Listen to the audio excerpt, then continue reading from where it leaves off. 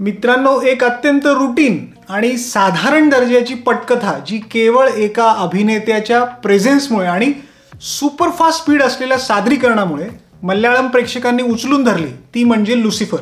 आणि तो अभिनेता म्हणजे मल्याळम सुपरस्टार मोहनलाल. 2019 साली 30 कोटींच्या बजेटमध्ये बनलेल्या या सिनेमाने 100 कोटींच्या वर बिझनेस केला होता आणि नंतर OTTवर आल्यावरही त्याचं खूप कौतुक झालं होतं. आता या ट्रायलॉजी म्हणजे 3 भागांच्या सिरीजमधील दुसरा भाग एमपुराण नावाने काल प्रदर्शित झालाय. नमस्कार मित्रांनो, मी अजिंक्य उजळमकर आणि तुम्ही बघत आहात नवरंग रुपेरीची यूट्यूब चॅनल. आणि आज मी रिव्ह्यू करणार आहे L2 म्हणजे लुसिफर 2 एमपुराण या ओरिजिनल मल्याळम पण हिंदीत डब होऊन प्रदर्शित झालेल्या सिनेमाचा अगदी थोडक्यात. मित्रांनो, लुसिफरचं कथानक जिथं संपतं तिथून पुढे एमपुराण सुरू होतं. PKR नंतर मुख्यमंत्री झालेला त्यांचा मुलगा जतीन रामदास, जी भूमिका टॉविनो थॉमस यांनी केली. तर हा जतीन रामदास आता भ्रष्टाचारात पुरता अडकलाय. PKRचा दत्तक मुलगा स्टीफन म्हणजे मोहनलाल आता केरळ सोडून एका इंटरनॅशनल नेक्ससला लीड करतोय, क्राईम नेक्ससला लीड करतोय, ज्यात त्याची ओळख अब्राहम कुरेशी अशी आहे.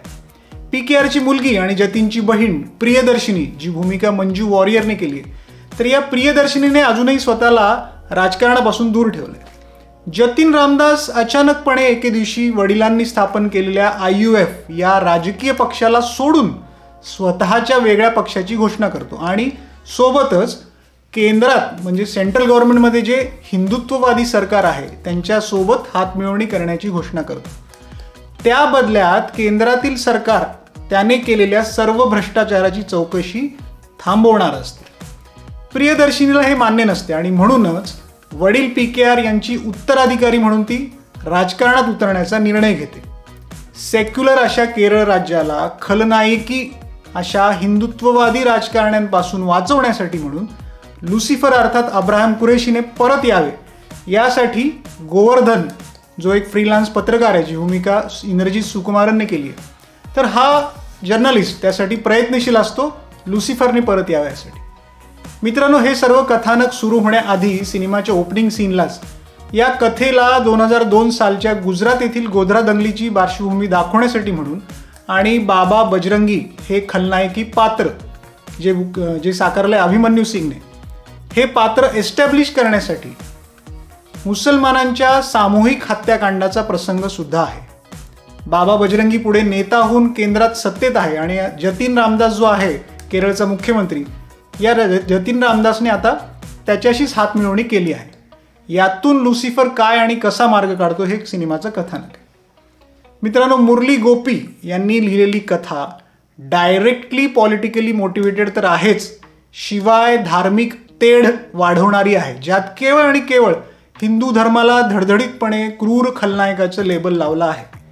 खरं तर सिनेमाच्या रिव्ह्यूमध्ये याचा उल्लेख यायला नको, पण लेखक आणि दिग्दर्शकांनी हे इतक्या डायरेक्टली दाखवलं आहे, त्यामुळे हे खेदानं इथं नमूद करावं लागतंय. मित्रांनो, कथेचं जर एका लाईनीत जर सार सांगायचं झालं की काय आहे सिनेमा असं जर तुम्ही विचाराल, तर ते असं आहे की केरळ हे धर्मनिरपेक्ष राज्य आहे, जिथे सर्व धर्म आनंदाने नांदत आहेत आणि आता त्याला हिंदू खलनायकांपासून किंवा हिंदुत्ववादी केंद्र सरकार अथवा त्यांच्या पार्टीपासून वाचवणं कसं गरजेचं आहे, हे या कथानकाचं सार आहे. हे या चित्रपटाची मूळ आयडिया आहे. म्हणजे गुजरात दंगलीत झालेले अत्याचार एक वेळ आपण मान्य करू किंवा ते चूक होते हे आपल्याला माहितीच आहे, पण त्याला जोडून हिंदुत्ववादी पक्षाला खलनायक ठरवून आणि हिंदूंना केरळमध्ये येण्यापासून रोखणे हे वगैरे खूप अति झालंय सिनेमा. आणि यासाठी वाचवायला येणार कोण, तर तोही काही धुतल्या तांदळासारखा स्वच्छ नाही. तो आहे इंटरनॅशनल क्राईम सिंडिकेट चालवणारा खलनायकी ख्रिश्चन की मुस्लिम ही आयडेंटिटी सुद्धा ज्याची क्लिअर नाही आहे असा नायक, ज्याला आपण नायक म्हणू शकतो. आणि त्याच्या मदतीला जो उभा असतो तो असतो एक शार्प शूटर, जो धर्मानी आहे मुस्लिम.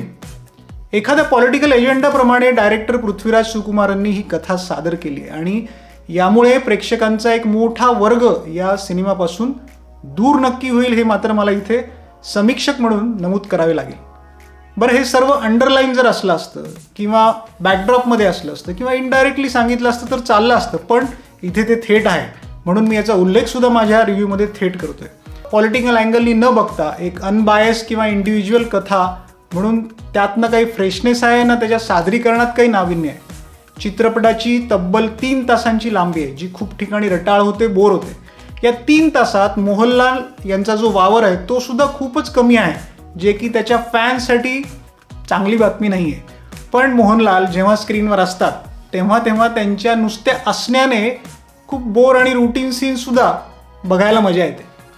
मोहनलाल शिवाय मंजू वॉरियर आणि अभिमन्यू सिंग यांची कामे उत्तम झाली आहेत. प्रचंड स्पीड असलेली स्क्रिप्ट हा लुसिफरचा प्लस पॉईंट होता. मात्र डायरेक्टर पृथ्वीराजने टेम्पुरांमधील कित्येक सीन्स उगाच लांबवले आहेत, रटाळ केले आहेत. चित्रपटात भावनिक प्रसंग अजिबातच नसल्याने हे जे कथानक आहे ते खूपच प्लास्टिक असं वाटतं, इमोशनलेस वाटतं. सिनेमाचं मेकिंग मात्र खूप लॅविश आहे, ग्रँड आहे. सिनेमॅटोग्राफी खूपच देखणी आहे. ॲक्शन सीन्ससुद्धा लाजवाब आहेत, इंटरनॅशनल स्टँडर्डशी आहेत. बॅकग्राऊंड म्युझिकसुद्धा उत्तम आहे. पण गीत संगीताच्या बाबतीत सिनेमा निराश करतो. एकंदरीत लुसिफर नंतर ज्या वाढलेल्या अपेक्षा घेऊन तुम्ही जाल तर तुमचा अपेक्षाभंग हमखास आहे. शिवाय एक पॉलिटिकल प्रॉपगेंडा असलेला सिनेमा बघून तुम्ही निराशही व्हाल आणि तुम्हाला चीड पण येण्याची शक्यता आहे. त्यामुळे आउट ऑफ 5 मी याला देईल 2 स्टार, बिलो ॲव्हरेज. मित्रांनो, तुम्हाला आमचा एम्पुरानचा थोडक्यात रिव्ह्यू कसा वाटला मला नक्की सांगा आणि नवरंग रुपेरीच्या यूट्यूब चॅनलला सबस्क्राईब नक्की करा. धन्यवाद.